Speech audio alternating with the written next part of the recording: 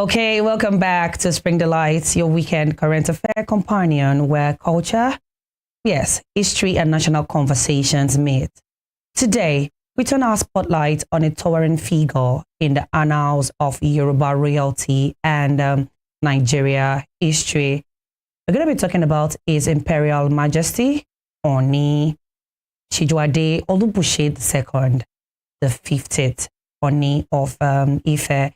He is a visionary monarch, a bridge between tradition and modern governance, and a voice of unity across ethnic and political lines.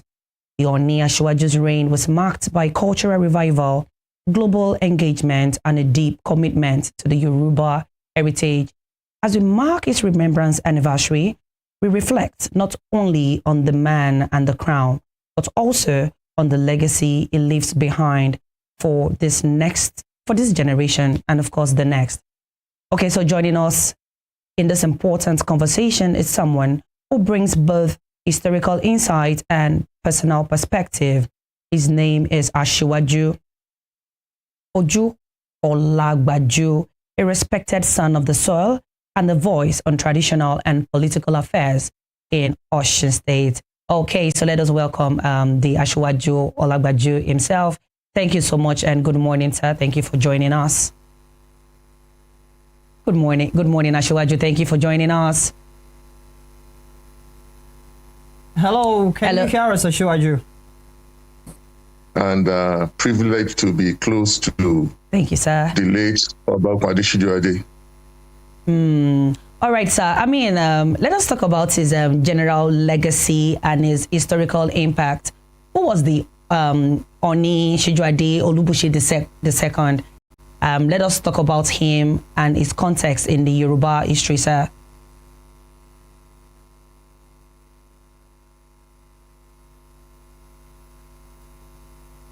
Okay, sir, can you?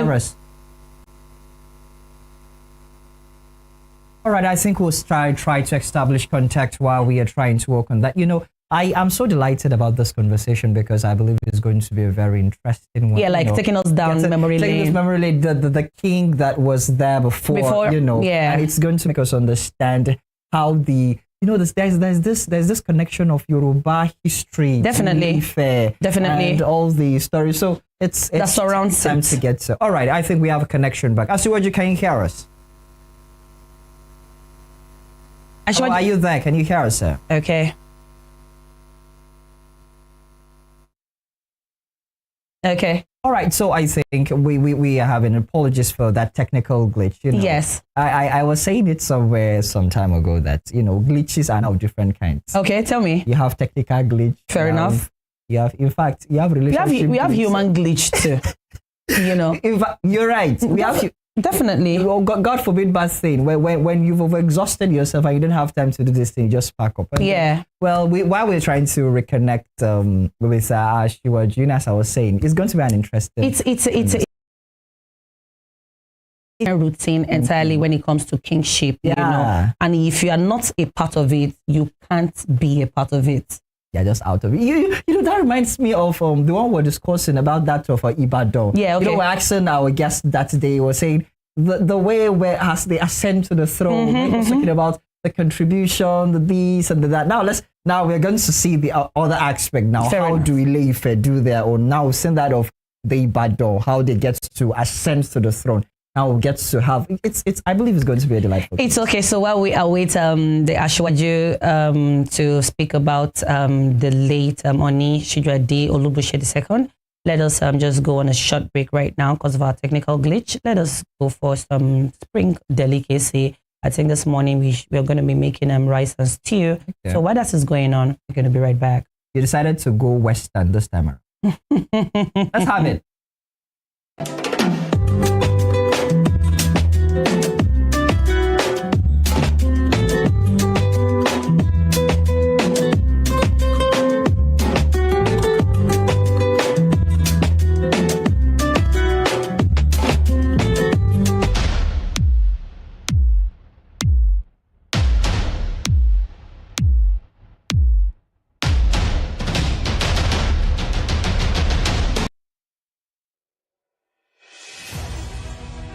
Can you imagine the feeling when you get your news as the break with facts and clarity?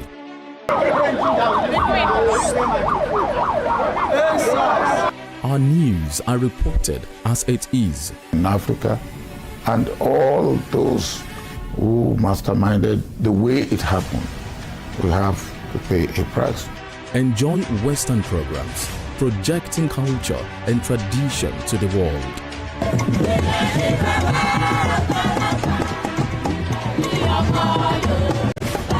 Brought to you as the break and recapped every hour for your update.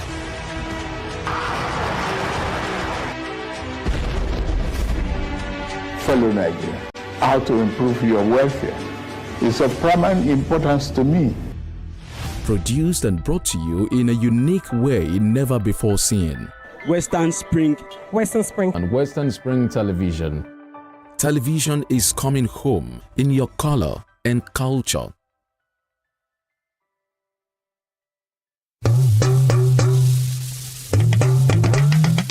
Ẹ kú àmójúbà oṣù tuntun, oṣù kẹjọ, oṣù Ògún, ọpẹ́ ní fẹ́lẹ́dùà tó tún járí oṣù tuntun yìí. Ilé-iṣẹ́ móhùnmáwòrán Western Spring Television ló ń wúre fún gbogbo ènìyàn pé oṣù yìí kò ní dogun mọ́ wa o, Ògún ò ní fẹ̀jẹ̀ wa wẹ̀, làkàyí ò ní fẹ́ràn ara wa yí lẹ̀ẹ́lẹ̀. Ẹ ó máa rí ire òwúrọ̀ kùtù nínú oṣù yìí, bó bá dọ̀sán ẹ ò ní pasán. Èjùmàrè ò wá ní jẹ́ kálẹ̀ burúkú ó lẹ̀ yín lóṣù yìí. Bẹ́ẹ̀ bá wà nínú ilé lóṣù yìí, ilé ò ní lé yín o, bẹ́ẹ̀ sì ni ọ̀nà ò ní nà yín. Ohun gbogbo tó bá wá farajọ ibi kò ní jọ mọ́ yín lóṣù kẹjọ yìí. Ilé-iṣẹ́ móhùnmáwòrán Western Spring Television ìkànnì 150 lórí StarTimes ló ń wúre fún ọ pé ìmọ̀ tú ìmọ̀ jọ, ìmọ̀ ẹni nìkan kì í dalẹ̀, ìmọ̀ iná ọgún kì í sì borí ẹsẹ̀, ìmọ̀ ibi gbogbo kò ní jọ lórí yín lóṣù kẹjọ yìí. Ẹ wá gbọ́ o, oṣù kẹjọ yìí ẹ ó ní àkójọpọ̀ ire, èròǹgbà ire tẹ́ ẹ fẹ́ yóò jọ ní gbogbo ọ̀nà, ẹ ó sì máa ṣàjọyọ̀ jálẹ̀ oṣù yìí. Ẹ káàbọ̀ sínú oṣù kẹjọ,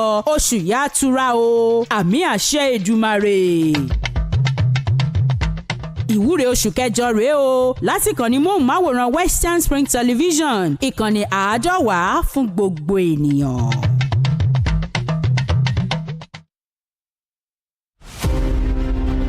Kiriji War, also known as Ekiteparapo War, was waged among Yoruba main ethnic groups which emerged from the ruins of the falling Oyo Empire that were desperate to replace the awesome powers hitherto wielded by the Alaafin of Oyo. The Kiriji War is defined as a conflict of confederacy and unitary political system championed by Yorubas of different socio-economic and political interests. The Ibadan military aristocrats felt they deserved a dominant position for saving Yorubaland from being totally submerged by the Fulanis by their victory in Oshobo War of 1840 and Ijaye War of 1862. Kiriji War, that took its name from the booming motor sounds of European arms, festered for so long because the Industrial Revolution in Europe provoked high standards of slaves. The 16-year Civil War also caused the emergence of new powerful kingdoms like Ibadan and the rise of powerful personalities like Oluyole, Ogunmola, Koromi, Latosha, Shodeke, Fabumi, and Ogedengbe. One of the fallouts of Kiriji War was the birth of creative political and leadership structure in Yorubaland that was a blend of federalism and the autocratic monarchical system. Western Spring Television identifies Kiriji War as a watershed event.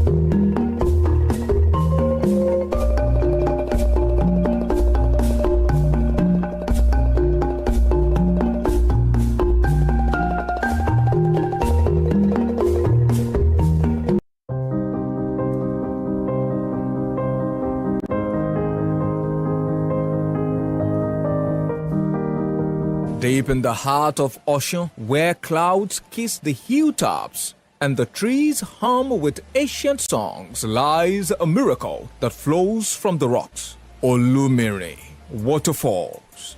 Welcome to Erinjesha, a sleepy town just minutes away from Ilesha, where nature, myth, and faith collide in cascading splendor. It begins here, at the feet of the unknown. From the very gate, you'll find guides and locals with tales older than the forest itself. Some speak of healing, others of power. Everyone speaks with wonder.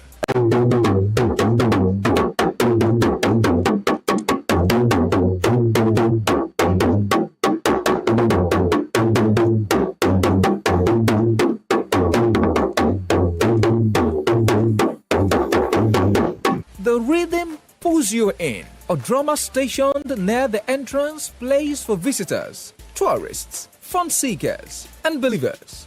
Before the climb begins, the dance begins. But beware, this is not a performance. It is a prelude. You will need that energy because Olumiri demands more than admiration. It demands your strength. The climb is not for the faint-hearted. The staircase, steep, sometimes incomplete, and dangerously narrow, wins its way up 7 levels. And yes, the heights can be dizzying. But for every drop of sweat, there's a moment of awe waiting above. Only a portion of the path is paved. Most of it remains rocky, slippery, and raw. A silent reminder that while nature gave us Olumiri, we have not fully embraced her yet. But still, the brave climbs. Some stop at level 3, others push to level 5. Only the determined reach all 7. Along the way, you'll find the spring clear, cold, alive.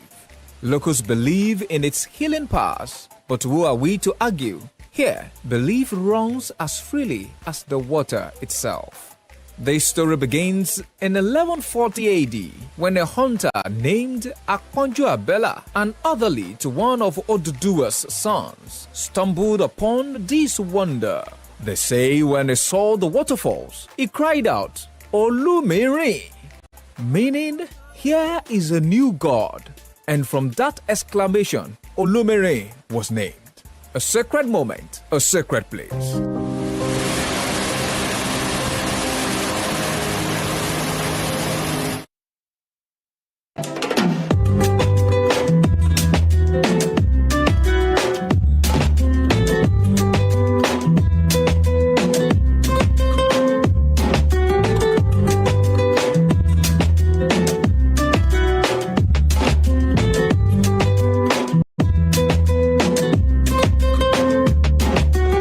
Okay, so welcome back to Spring Delight. We have our first guest via Zoom, and we are having a conversation with him as it is. Okay, Asiwaju, are you there, sir? I'm here. Okay, sir. Okay, because of the warmth of our time, Asiwaju, I would want you to speak to us about His Royal Majesty, the late Ooni Sijuwade of the Ooni of Ife. Tell us about him. Just let us get to know him. Talking about Ooni Sijuwade. Yes, sir. It's like, hello? Yes, sir. We are right here. Talking about Ooni Sijuwade Yes, is sir. like 10.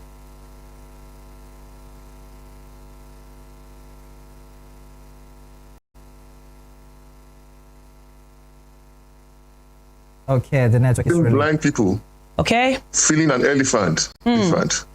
The Ooni, he was a patriot. He was a royal eagle. He was flamboyant. He brought elegance.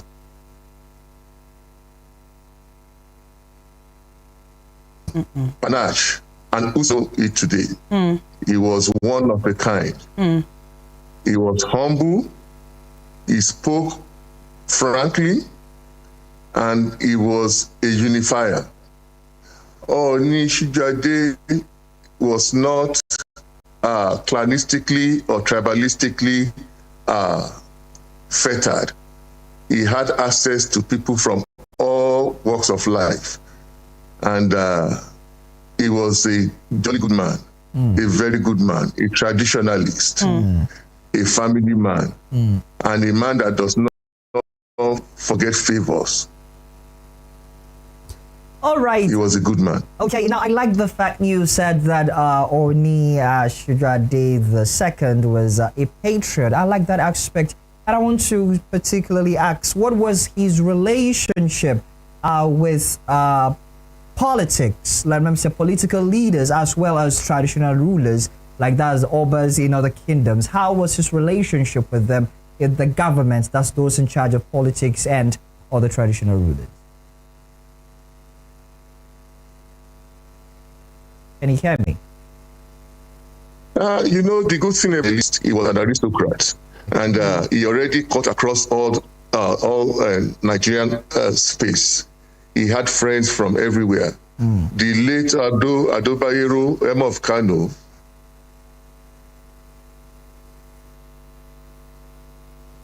was one of his closest friends. Late Maitama Sule was one of his closest friends. Sir Igbinedion was one of his closest.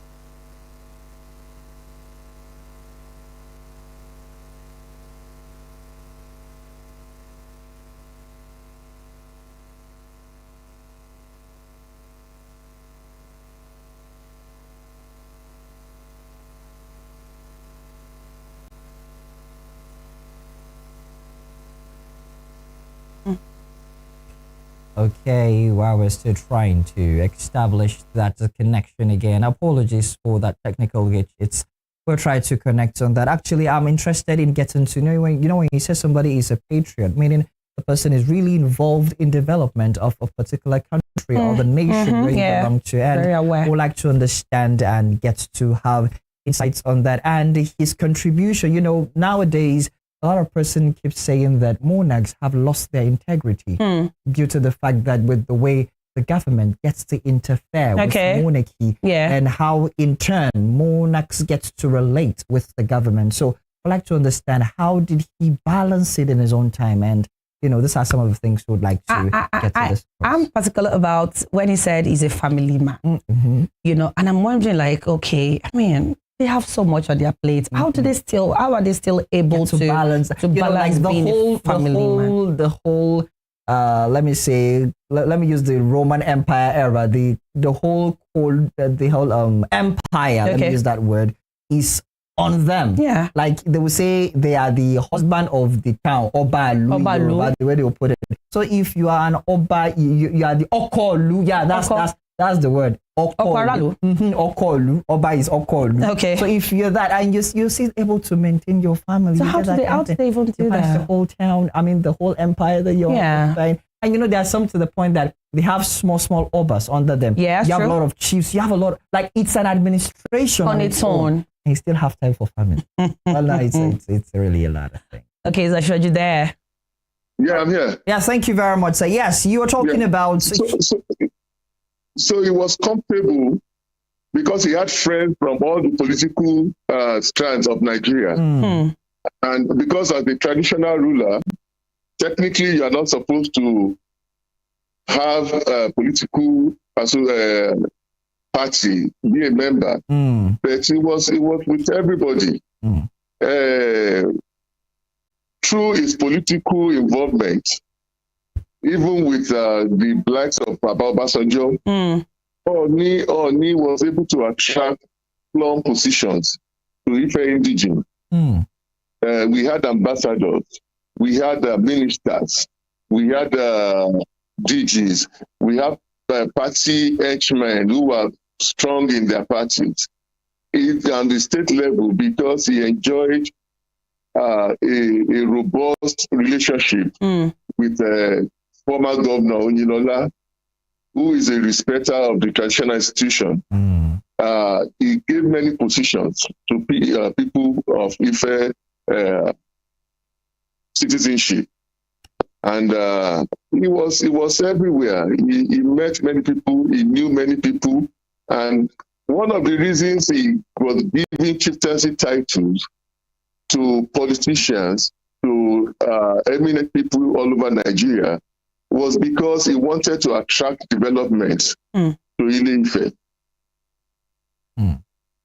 All right, now let's come to his leadership style before my colleague will come in to ask you some other questions on another aspect of his life. What made Ooni Sijuwade II unique? What made him so different in the form of his leadership? I mean, I'm trying to say, what made him different? Yeah, that's the word, from his contemporaries. Ooni started business very early in his life. He was a businessman. Yes, he was a businessman. He started from being a manager at what's it called, Leventis. Wow. Then he was also the admin manager for a Nigerian Tribune that belonged to the Awolowo's. So he had caught his business teeth from when he was in his 20s. And he was one of the people that brought these car manufacturers to Western Nigeria, Wateko. And they were the major distributors of ladder car at that time. And that was actually how he also met Chief Igbenejo. Chief Igbenejo worked under him at that time, after he left the police force. So Ooni was a hands-on man. Wow. But he also delegated powers. He had a lot of competent people that were working for him. But he was hands-on. They reported to him, so at any point in time, he knew what was going on. But because he also knew so many people, he enjoyed a tremendous goodwill from government people to other business icons in Nigeria. Let's talk about his. Okay. Have you landed, sir? Yeah. Also, I said he also from when he started, before he became Ooni, he was the first person, because he knew that there was a dearth of accommodations for lecturers in Asiwaju University. He came to build Sijuwade Estate and to ease the challenges of the lecturers as at that time. He came, before he became Ooni, he built Motel Royal, a standard hotel with swimming pool, with horse track, with lawn tennis, everything. It was a standard high level hotel at that time. You know, just like she dabbled into that part, I was going to ask you what were his leadership style and vision, you know, like what sets his leadership apart from those who have been there before, and his specific developmental projects or cultural preservation efforts. What are these ones that are linked to the late Ooni of Ife? You see, this easy to say, like the head that wears the crown. Fair enough. When Ooni ascended his throne, he had lofty dreams and goals of turning Ife to an economic Eldorado. But unfortunately, the war with Modakeke disrupted a lot of his plans, and he lost a lot, and he spent a lot to sustain and maintain peace in Ife land. So because of that, a lot of people that were meaning to come to Ife stayed back, because nobody wanted to invest in a place where there was violence. And that ugly war set Ile-Ife back by another 50 to 80 years. And that really affected him. And what would have been his major legacy was the creation of, was the capital of Osun State that he initiated. One of his legacies was that he was the one that brought Osun State. But he Ife was supposed to be the capital. Okay. But some interest hijacked that. So and Osogbo is now the capital. If I get you clear, you're saying that Osun State of today was actually championed by Oba Sijuwade. Wow. Go and check it anywhere. It was Oba Sijuwade that requested, in collaboration with the late Orogun of Ife, Oba Yeni, and 20 other Osun Obas, that made, and Betoni was the representative because he had a very charming relationship with Babangida. So that was how Osun was carved out of the Osun was created. Oyo State. Yes.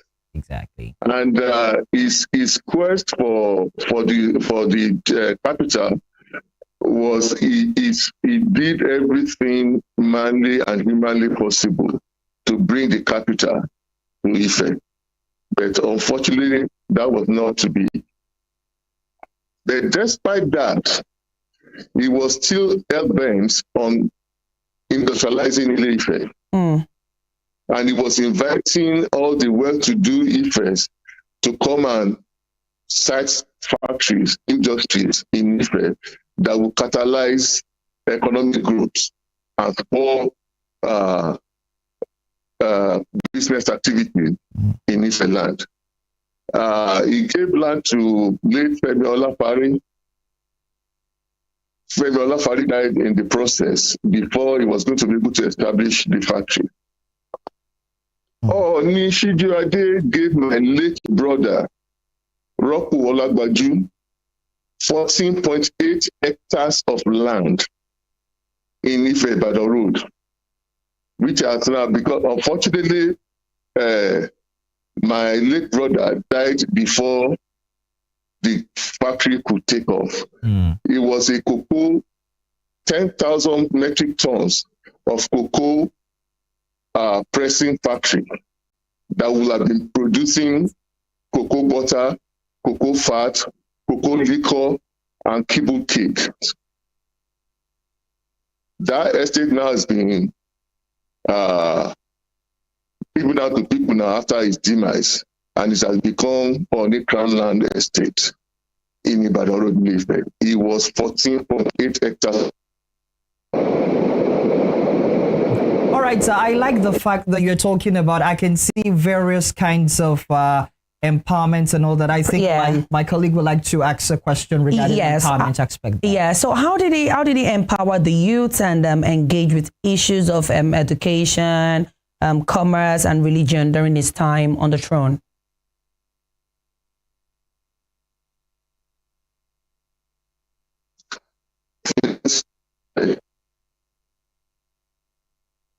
Are you there, sir?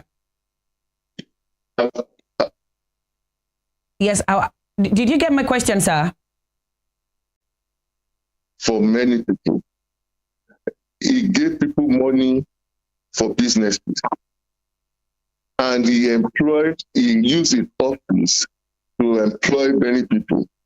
During Fani Kayode's time as a minister of aviation, there were at least 8 to 10 Ife technocrats that got plum appointments with Nigerian aviation authorities, and they were also bringing other people. Soko Kemade was one of them, and Soko Kemade used his office to also assist other youth by getting them jobs. In the judiciary, he influenced opposition. I don't want to mention names here now, who are now judges in Osun State. He empowered people. He gave people land for farming. Because Ife has a lot of land. The whole of Ife's farmland extends from Ife to Ijebu, to Ondo, to Ikire. And he was giving people land, 10 acres, 5 acres, 100, for people to go into farming. And a lot of those people now are well-to-do people in Ife land. And the other thing that he wanted to do that he couldn't accomplish in his lifetime, he brought the chairman of Tune Bole, worldwide from Israel, and they were to set up air conditioning and refrigerator factory in Ife. They even cleared land, hectares of land, right next to his Motel Royal on Ede Road, to come and start factory business in Ife. But like I said, the war and the fear of non-Ife was carrying investors away from Ife. So he tried a lot. He tried his best. And he used his influence to attract people. When late Obaf Fagbola, he was a politician. When Governor Akonde was governor, and they didn't give him any appointment, he lobbied that if he was a commissioner for nothing, they should give Obaf. And Obaf got appointment. And in his place, Obaf also helped many Ife through his office. Till he died, Obaf was also helping people. So there are so many people that Ooni Sijuwade assisted. Me, as a person, I was a beneficiary of Ooni Sijuwade's generosity and benevolence. You know, when the vicissitudes of life hits at you, it drives you in many directions. Fair enough. Some of them could also be pernicious if you don't redirect your step. I lost 2 major pillars in my life in 2 years, and the challenges never abated. Ooni Sijuwade was the one that got me a visa to leave Nigeria and go to America. And today, I have every cause to glorify God because of that.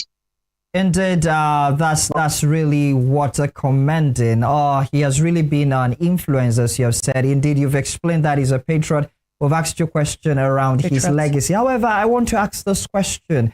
This is to, traditional rulers who are currently reigning. What would you say should be lessons that current traditional rulers, kings in various kingdoms in Nigeria and beyond, that they can take as a lesson from his leadership style and his life as a king during his time? What can rulers nowadays take from that?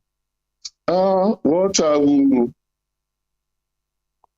advise for traditional rulers, one other thing that Ooni brought to the traditional institution was the fact that until he became Ooni, not many prominent Nigerians would want to go to their village to go become a king. But after Ooni became Ooni, and the panache that he brought to the institution inspired other people, like Oba Olasore of Ilogo becoming a king. He was the finance minister. He was a businessman. He was a banker. He became Ooni. Olugo Oba Akinuton. It was Ooni that inspired them to become kings in their domains. So many people now found the institution respectable because of the value that Ooni instilled on the exalted positions of kings. What I will advise the kings and traditional rulers is that the position they are holding are in trust for the people that they are leading. So they should try to promote, preserve, and protect institutions so that those institutions are not demystified. People prostrate for you as a king. Yes. People who are old enough to be your parents, who are old enough to be your aunties, uncles, when they prostrate for you, it is not you that they are prostrating for. Yeah. It is the institutions that you are still sitting on. Yeah. So if you are ruling as a traditional ruler and you are deriving all the appurtenances of respect of that stool, you have to issue, abide, and adhere to the dictates of your traditional expectations.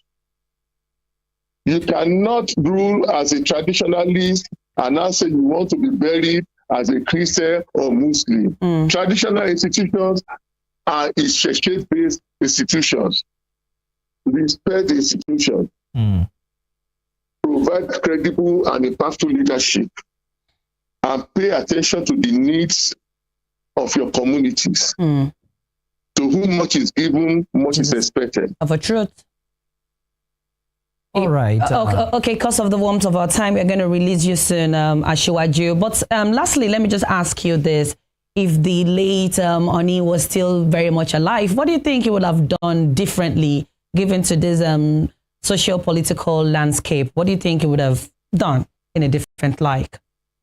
The Ooni that I knew would have found a way to personally engage those who are our policy holder makers and leaders, and offer and provide suggestions on how to move forward.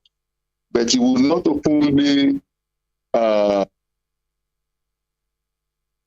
criticize the leaders like that.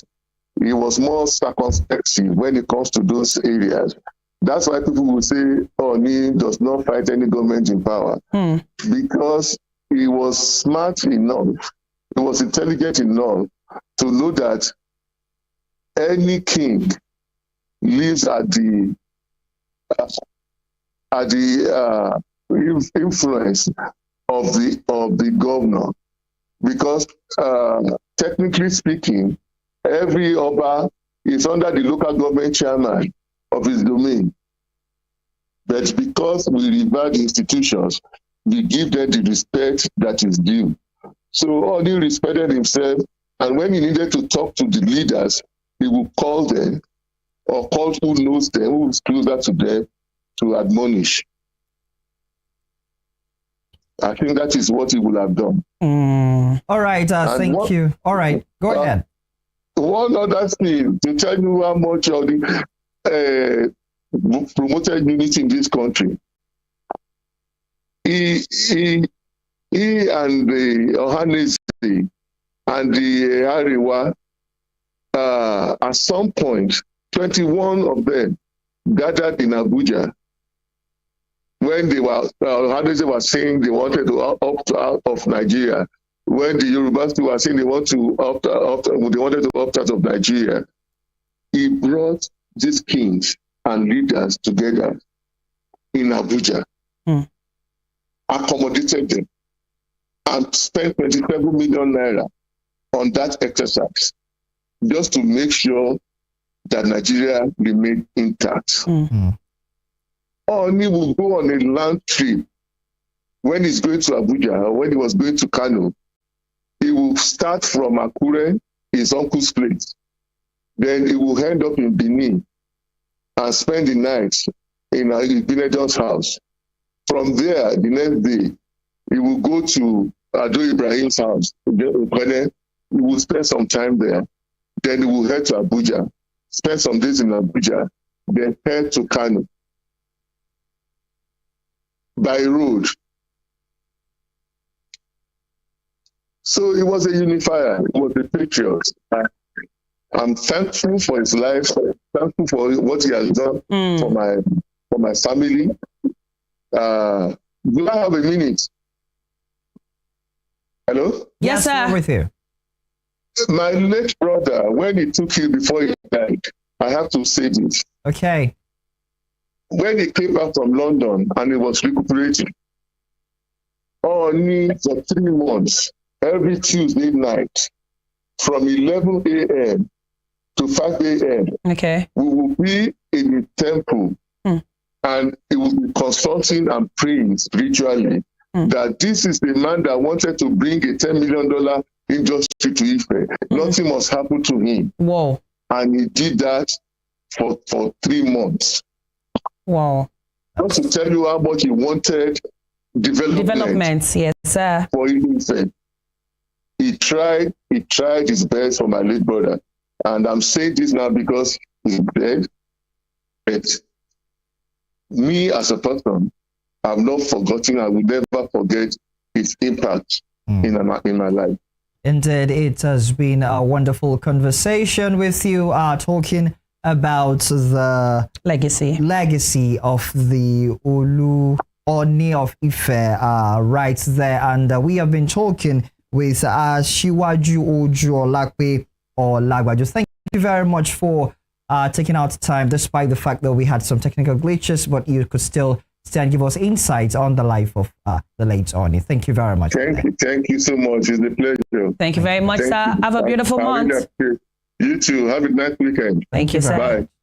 Well, all right. It has been a delightful one. I mean, we you know, despite the fact, you know, these things happen, but at least we could still get some insights and the flow of that. I hope maybe subsequently we'll still have a broader conversation, and you know, we dig deep more to understand the history of Ile-Ife and other kingdoms like that. You know, are you from a royal family? I'm not. You know, I'm a royalty myself. I'm the king in my house. Okay, I like the sound of that. I'm the king of my family in my home. I'm a queen in my home too. Grab that. Okay, so that's been a beautiful time and an insightful one as well.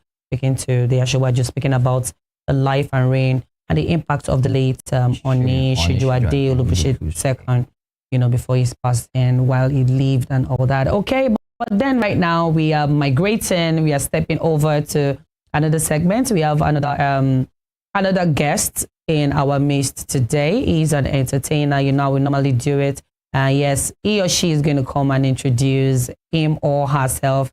Okay, after this short break. But right now we want to go for is it my work, my pride? Yes, my work, my pride. Whatever it is that you do that bring food to your table, I mean, illegal, illegit kind of job, you should be proud about it, because whatever you do, the one that you don't do in darkness, that you can do it openly in broad daylight. Yes. No, I don't mean that. There are some works that you do it overnight, but even if the light shines on it, you will not be running. You have pride. Okay. So this morning we're going to be taking you into the world of our baby foods. You know, she's into food processing and the likes of it. So don't go nowhere. By the time we get back, our second guest is going to be right seated with us. Stay with us.